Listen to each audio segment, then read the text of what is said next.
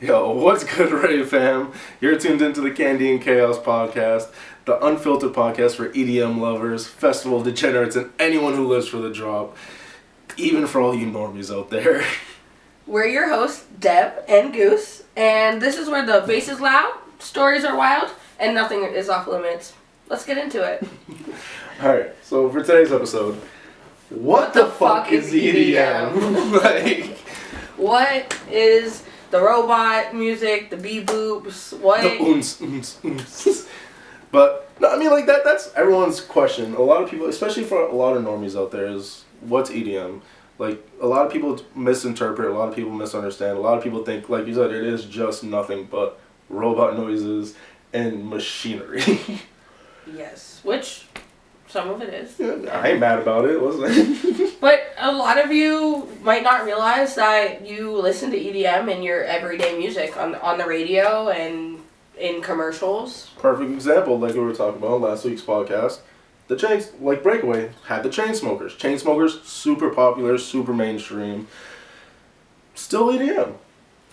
Other ones like David Guetta, Tiesto, I know has been on a lot of projects with people like Justin Bieber, Rihanna. Calvin Harris is a name who's like very, very most often when you see him is paired with what do we call it? Not normie music. I said normie. Just general like pop music. Or yeah, like you said, pop, Justin hip-hop, Bieber. Yeah. A lot of Rihanna. reggaeton. Like, yeah. And the great part about EDM is not only is it just, it is robot noises and oons music and all this stuff, but it has made its way into a lot of mainstream music, even outside of these mainstream DJs.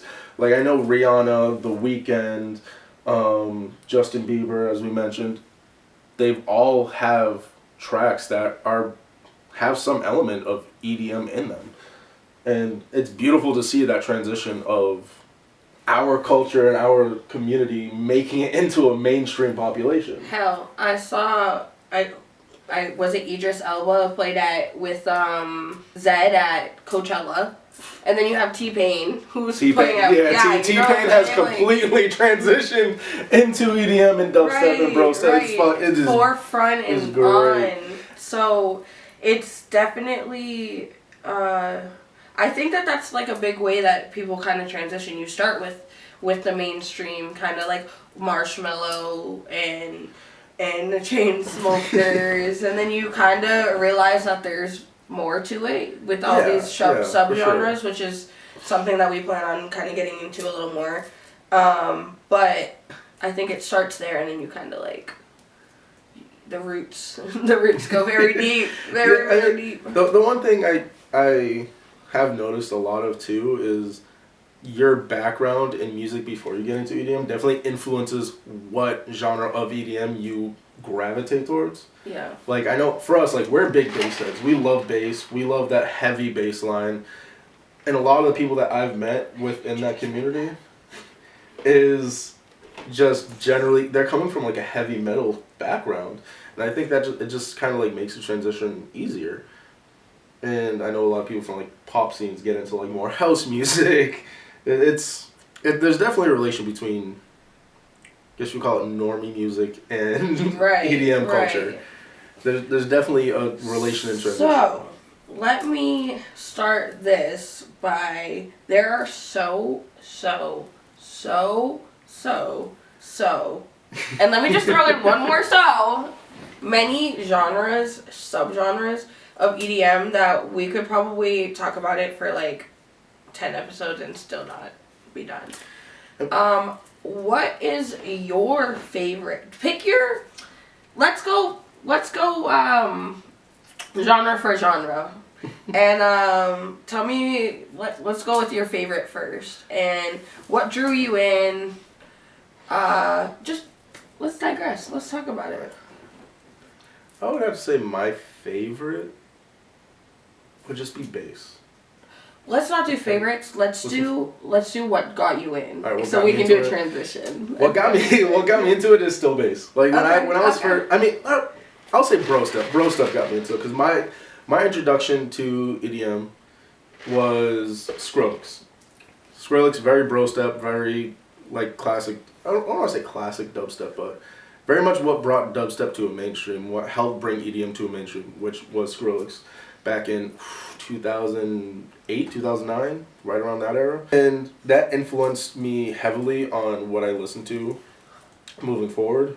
Because right after that, I got into Deadmau5 back when he was doing a lot of more like dubstep-y music, Flux Pavilion, Excision.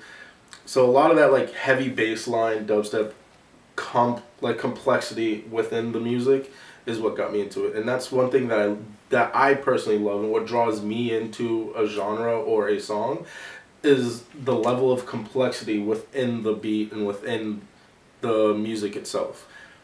Now there are genres like rhythm, for example, that are much less complex, that are definitely a drawback to what dubstep was originally, which was just like a very consistent, very repetitive beat, which is what a lot of people think EDM and dubstep is. But it has definitely evolved and progressed greatly over the years, and it continues to do so. What about you? What drew you in? That is so loaded. I still love every question. Never interview me because I'm gonna tell you every question's loaded.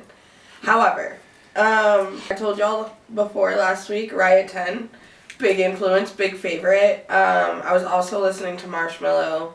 I was a Chainsmokers fan. Huge Chainsmokers fan. Paris, love that song. Alright, so how about this? Instead of what drew you in, what kept you in it? Like, what really like influenced the direction you went in with listening to EDM? Like, is there one specific DJ? Is there a certain song that you just like kind of like hold on to?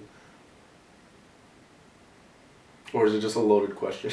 Okay, no, I got this.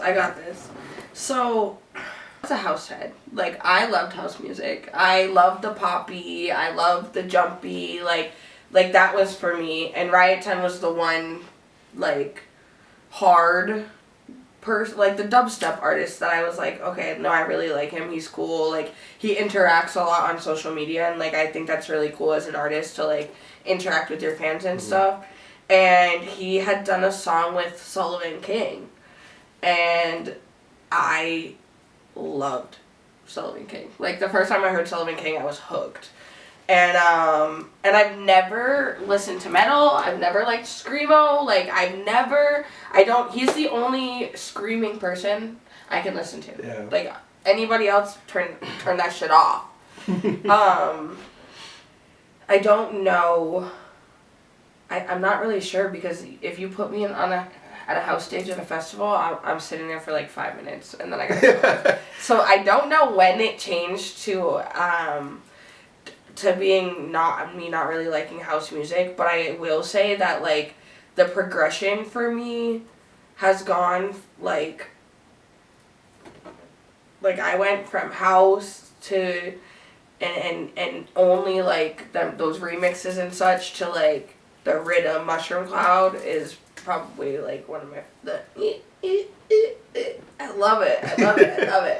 That's one thing I'll say. I mean, like, it's not only the progression of the music itself, it's the progression of ourselves. Mm-hmm. I mean, like, I feel like as we grow as people, just our taste in EDM evolves and progresses as well. And that's just part of it, you know? Like, for me, like I said, I started off on bro step, bass music, things along those natures.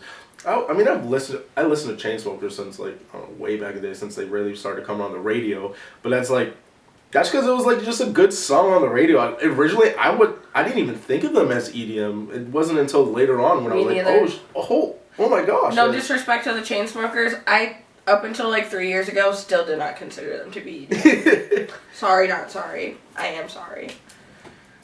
But, again, like, it's kind of crazy thinking, like, back in the day from where I started to where I am now. Because, like, back in the day, I never would have thought that, like, I'm a huge, like, bass head. I love bass. I love to sit there on a rail. I like being in the mosh pits. But I love house music. I love that jumpy, like, everyone get ready to jump and then you're just, like, going nonstop for, like, 5 minutes. I love the techno when just, like, everything just starts going crazy. Honestly, personally, I love almost all of it. I think that, so when I first got into it, and even my first couple years into like festivals and like exploring, I was bass or die. Like there was nothing. It was like Sullivan King, Sudden Death, Kaiwachi. Like I mean, I did the melodic dubstep thing for a while too, and you can definitely catch me crying to Millennium Slander. You know, but like, nobody could tell me nothing. It was headbang, rail rider, like all that. And now, I definitely try to make it a goal to venture and like discover, like look at one or two artists that I don't know or I'm like less familiar with and head to their set to experience something new. The only ones I have a hard time with right now are hardstyle, techno, and like I said, I can't really maintain a house. Like, if it's, like, house mixed with something, I can do it, but, like, straight house is just, yeah. I can't do the, like, repetitive, which some people argue about dubstep, is that the drops are repetitive, and I don't feel that. See, that's where I would argue that's more rhythm than dubstep, because I rhythm agree. is very repetitive, but dubstep, a lot of times, that first drop, it hits hard, it's a little bit simpler, but then the second and third drop, it definitely changes. It's like, it takes elements of the first drop, and like, either cuts it up, adds on, or it changes it in some way to make it different, and to add complexity to the overall song and beat, which is why I personally love it. It's also why, hot take, I don't really like rhythm as much. It's fair. I'm a rhythm queen. Yes, you are a rhythm rat. A lot of our friends are rhythm rats. I'm sitting like, all right, yeah, this is great. For a little bit, I'm vibing, but then it's like, all right, I need something.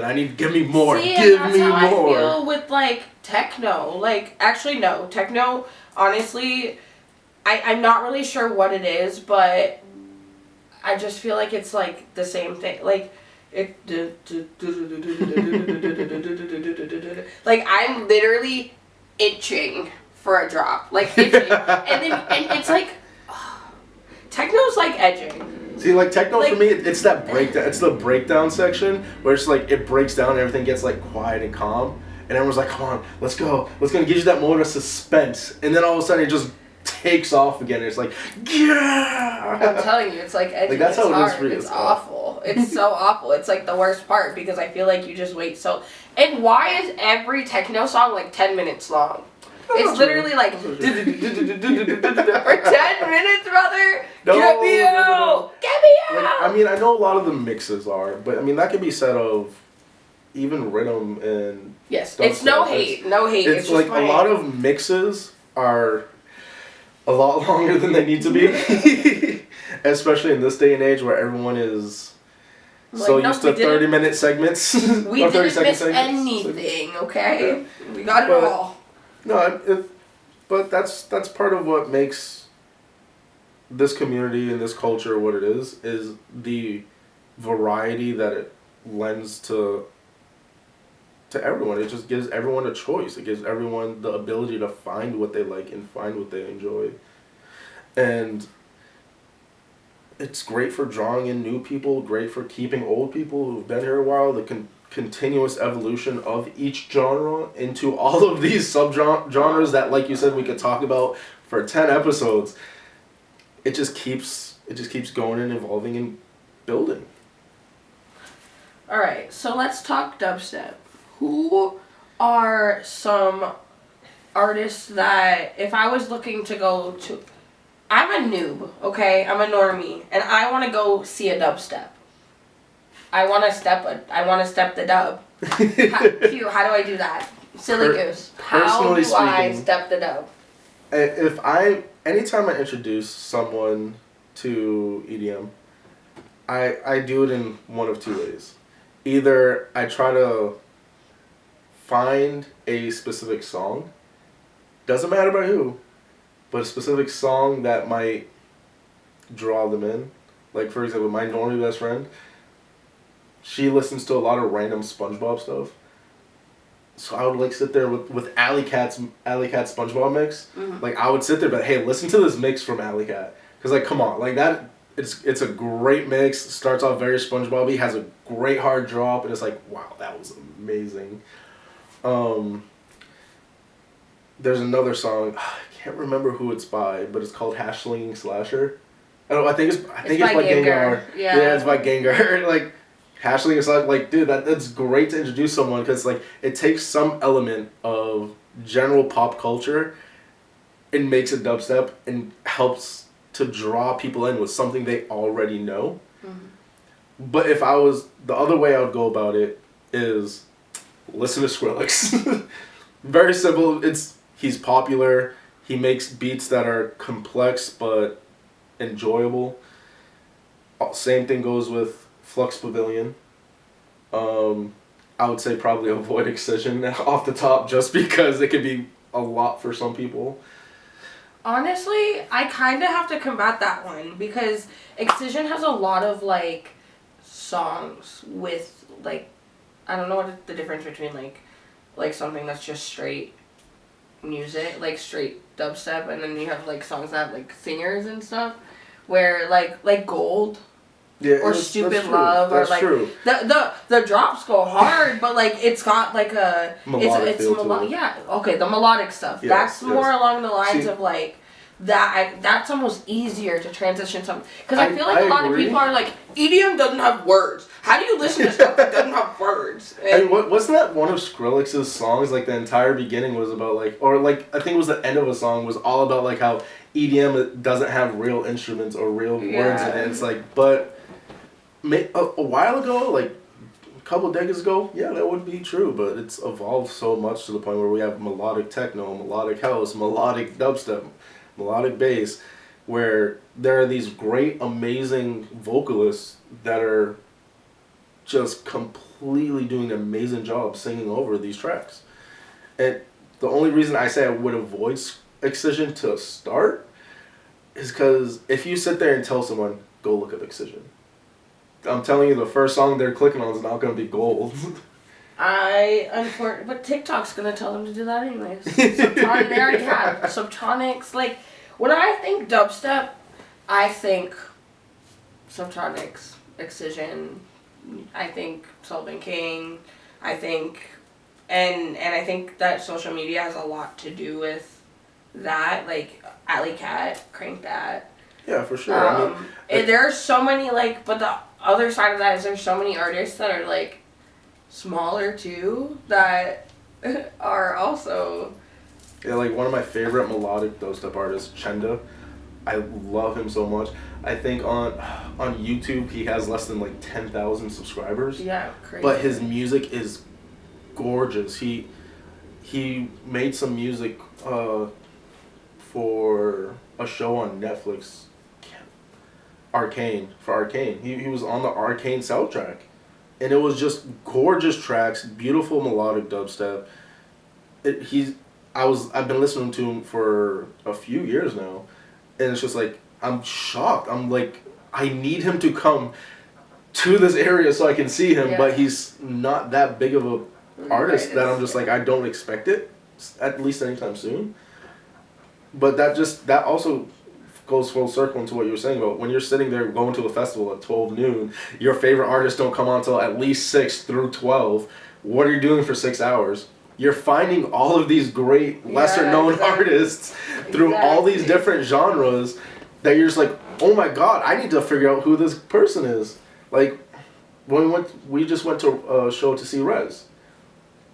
I didn't know who the hell the openers were. Me neither. But I'll tell you this much, after seeing, what was it, Eddie? Eddie. After seeing Eddie, I'm like, yo.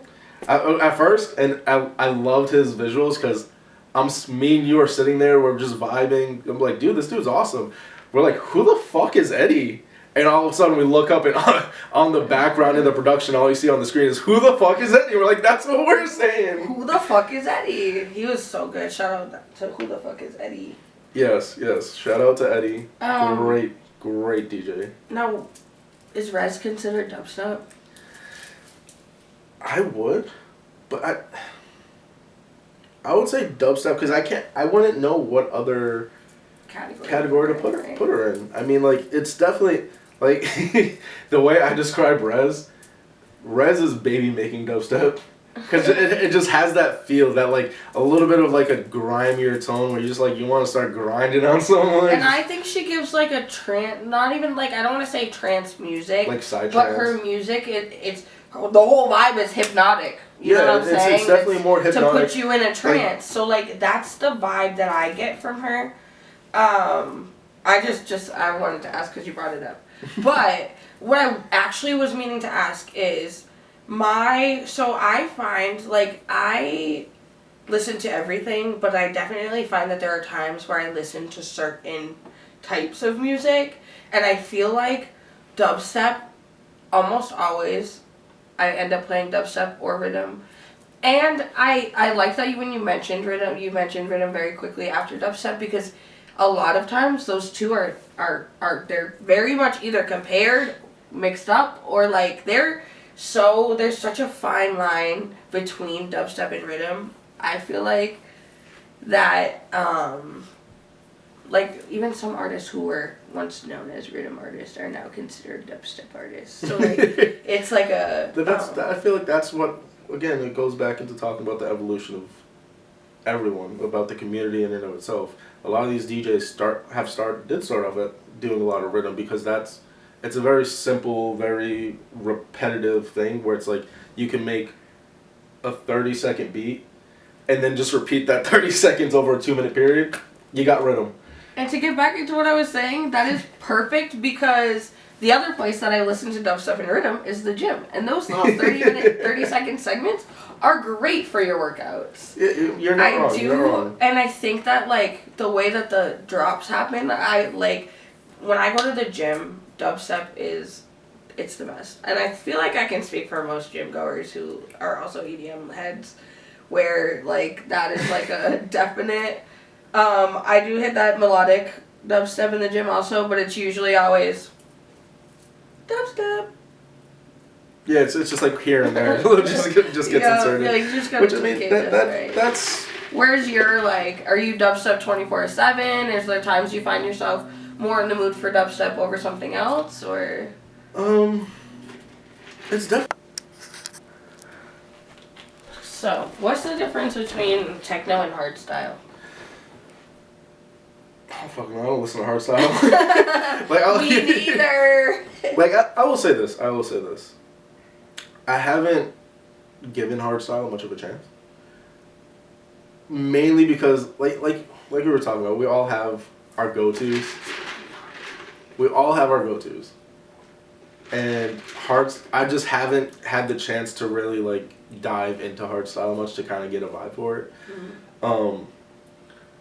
I will say, I know techno, I do listen to a little bit of it. I feel like hardstyle is definitely just heavier bass line. Yeah, fair. Like, it's definitely a little bit more just like, it's techno, but aggressive. Like, it's techno, but hard. And at least that's the general feeling I get from listening to people talk about it. I know, what was the show we went to? Was it Keizo? I think it was Keizo. I did not go to Keizo. Oh, well, I went to Keizo.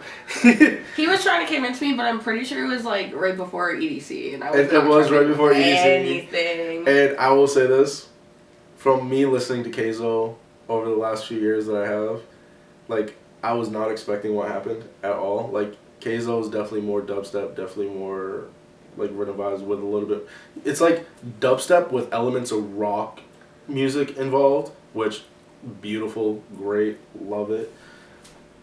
The amount of tech house and hardstyle that he played, oh my god, I was going off. I did enjoy very much just listening to the hardstyle elements. Yeah. So I will say this, I do want to get into hardstyle. I want to listen to more of it. I can't really speak on the crowds or the shows themselves. Correct me if I'm wrong, Sarah Landry is hardstyle or techno? We're going to look her up right now. I would say, I do know she has done a bit of techno. She was at Coachella. Possibly even tech house. Hardstyle, I'm not sure. She is considered hard techno. Okay, I do remember seeing her at EDC. The crowd went wild. Like, I watched, it was whoever was before her, the crowd left, and then, like, I watched this massive crowd form for her. Was that at EDC? No. I will say... I'm lying. This was all at Coachella. I saw her at Coachella, not EDC. It was Charlotte DeWitt at Coachella. I mean, EDC. When I saw Sarah Laundry at Coachella, I remember kind of like, I was like, oh, I've never heard her music, and I'm not too familiar with it. I think I only stayed for about 10 minutes because techno is still very new to me, and like I'm trying to like accumulate myself, but I do remember enjoying it, and like I feel like I could attend another techno something. Yeah, like, see, I would enjoy a techno show. I would just because, like I said, it's definitely gives you some of the player vibes from the crowd that we enjoy most, but also gives you some of those club vibes where, and it's not the club vibes where it's like, oh, you're gonna get grimy, start grinding on someone. Like, no, it's more just like atmosphere. Like, it's more just like it lends more to like moving your body and. It's like the active Jersey Shore vibe, like the. No, it's not. Oh, techno. Yes. Techno is a little bit more oomps music as opposed to like the robot noises. That's the yes oomps. Jersey Shore music. Yeah. A little bit. Yeah. Yeah. But I will say, so it's definitely a little bit more club. I mean, there are techno shows that are a little bit darker, like the darker aesthetic. Which I think is funny because, like, so the other day I wore, like, an all-black outfit. I had black boots, black fishnets, black skirt, black bodysuit. Listen, black on black. Jean jacket. And I was told I looked like a techno baddie. I'm like, okay. I did look very great. I do feel like if I had to experience techno, I think I would rather do it at a music festival where there are opportunities for me to explore other ventures if I don't like it, rather than at a show where all the artists specifically are techno, and I would, without like saying this in a negative way, not be able to escape.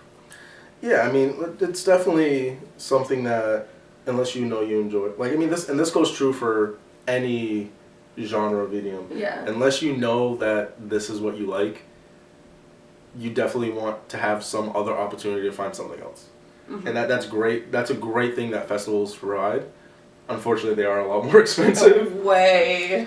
Like, and that's one thing I do love about just this culture in EDM shows. EDM shows, a lot of times you can find a ticket for like $20.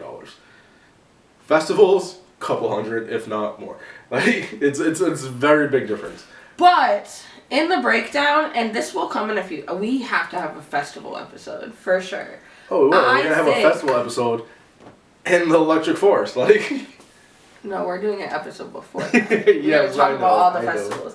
But I do think festival math, okay? The breakdown of you get like you're paying like $300-$400 for 3-4 2-day festival, but if you look at these lineup, Ultra's lineup has like 200 artists on it. Yes. Ultra cost, I don't know. Actually, bad example. I don't know how much Ultra costs. Okay, let's use this as a perfect example. I paid the early bird special for Breakaway. See, Breakaway doesn't have enough artists. Not. But I will say this: I paid $125 for a 2-day ticket. And there's going to be. Let's even over the 2 days. Let's say 20 artists. At least. So that's only what, like $6 a ticket. Yeah, that's a $6 an artist. And that's what I'm saying. Where it's like, yes, it sucks. But you're literally, I think somebody mapped it out for like Lost Lands or like one of those, and it was literally you're paying 12 cents per artist. Yeah, no, and again, like some of these lineups have 200 artists on them, and it's 3 days. Like, granted, you're not seeing all of them. Yeah. But for the amount of time that you're there, they're like it's so worth it. Like, let's make a perfect example. We're going to Electric Forest this year in June. It's going to be fantastic. The lineups are stacked from top to bottom. Dude, a Grizz ticket alone to see Grizz is like $200. Yeah, and I mean, I would think Millennium's probably the same. He's gonna be there. Excision, $100. $100. Like, we paid $600 to get into Electric Forest. Plus car camping. Yeah, we're not even talking about camping. Like, we could just talk about walking in. A basic admission ticket, $600, and music is going to start probably noontime. I think so. And it's gonna go until all night. It's honestly probably gonna go until 2, 3 o'clock in the morning. No, baby, like 6, 7. Okay. Yes, 6, it'll 7. No. What he doesn't understand is it's not gonna end. It's not gonna end. Okay, you're gonna go back to the camp and it's still gonna be music going. Oh. I'm talking about strictly on stage music. Oh yeah, 6 a.m. Yeah. At least. Yeah. Okay. He So said listen. 2. Listen. Either way, it's music starts at 12. It goes 6 a.m. That means you're gonna have artists going back to back to back to back to back to back to back to back to back. And it's just gonna, including that T-Pain, DJ Diesel back to back. Yes, that is going to be ridiculous. Like the fact that you have T-Pain, one of the like OG like R&B hip hop influences of the early 2000s, and Shaquille O'Neal on stage together. That's my childhood wrapped up in one. That's our childhood. But again, like it's going to be $600 for what is it, 3 days? I believe it's Thursday, Friday, Saturday, Sunday. So yeah, $600 for 4 days, and you're gonna have 18 hours a day of just nonstop DJ after DJ after DJ. That is, mind you, they're all there. You have interactions of meeting these artists. Yeah, there's possibility of meeting these people in the crowd. It's insane. There's plenty of stuff to do around these festivals. It's not just like, oh, you go, there's a stage and you just sit there and stare at them. No, you could explore. There's side activities, side quests. You love to side quest, and that'll be an entire episode for you. I am a side quest queen. It's fun. It might be the funnest part of. Now, again, that is part of the community that is different for everyone. Is what you like to do at these festivals and shows. And that is the culture. Like this, this is what's exciting about this. Is there's so much we can talk about. Yeah, and that's part of why we wanted to start the podcast, to get back to what we were saying in last week's episode. We want to not only discredit the stereotypes and rumors that are not true, but we want to propagate all of these things that are very true and are very beautiful about this community and culture. And the fact that it can be for everyone is part of that. It can be for the people who just want to sit there and rage. It can be for the people who just want to sit there and explore while listening to some really great music.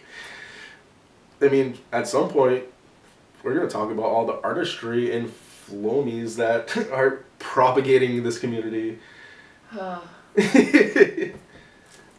Flomies. But yeah, no, I mean, it is definitely something special. It is something special that we get to experience and we get to live in. But before we close out, Q, the Silly Goose, and I, we went to a few shows last week. The week before, yeah. Yeah, we did. And I just wanted to express that between Alley Cat and Levity, those were probably the.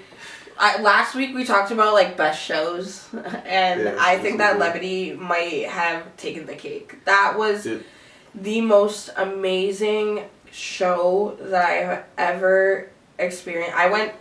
I've experienced probably one of the hardest things in my life that morning, and just every experience that I had, every interaction that I had, just kind of like spoke to me and really like let me know that I was exactly where I needed to be in that moment, and it was freaking fantastic. I am dying to look for tickets for another tour stop for Levity because I need to experience the laser ship just at least. No matter where you are, if you have the opportunity to catch the laser ship tour of Levity, oh my god, it is phenomenal. It is mind-blowing. Like I'm gonna include some clips because everyone needs to experience. Like dude. Okay, warning, if you have epilepsy, do not watch those clips. Or do. But I mean, it was mind-blowing. It was beautiful. It was, for lack of a better word, an experience of a lifetime. Yes. Like yes.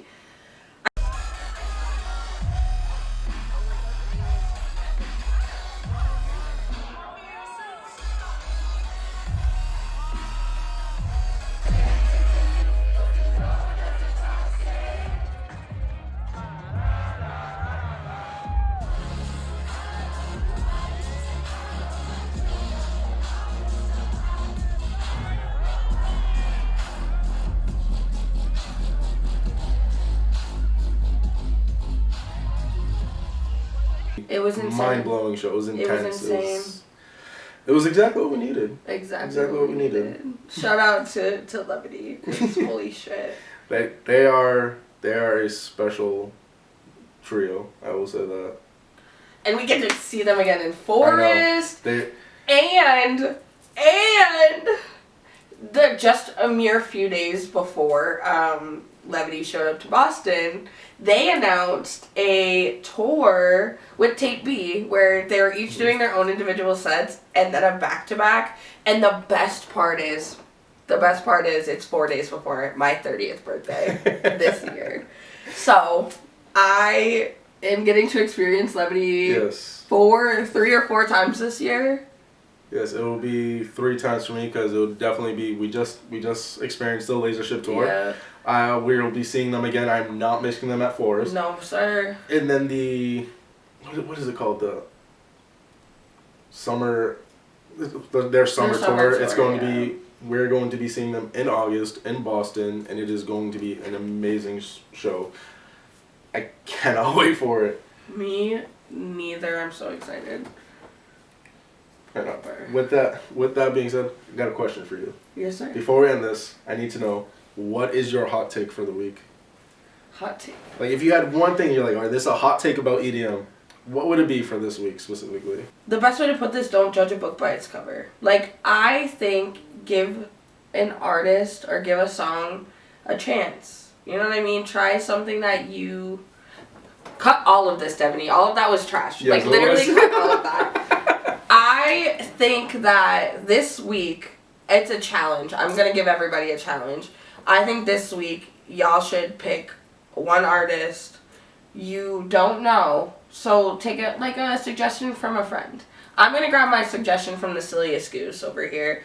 And I'm going to ask him to give me a song and an artist he thinks I might not know or might enjoy, and listen to it. And discover a new artist this week. That's my hot take. My hot take for the week? Very simple. This community is for everyone. I don't care if you're a normie. I don't care if you listen to pop music. I don't care if you grew up and Justin Bieber was your future husband. This community is for everyone, and it is a beautiful thing to be a part of. Experience it. Take a chance. Find your niche. Find your spot in it.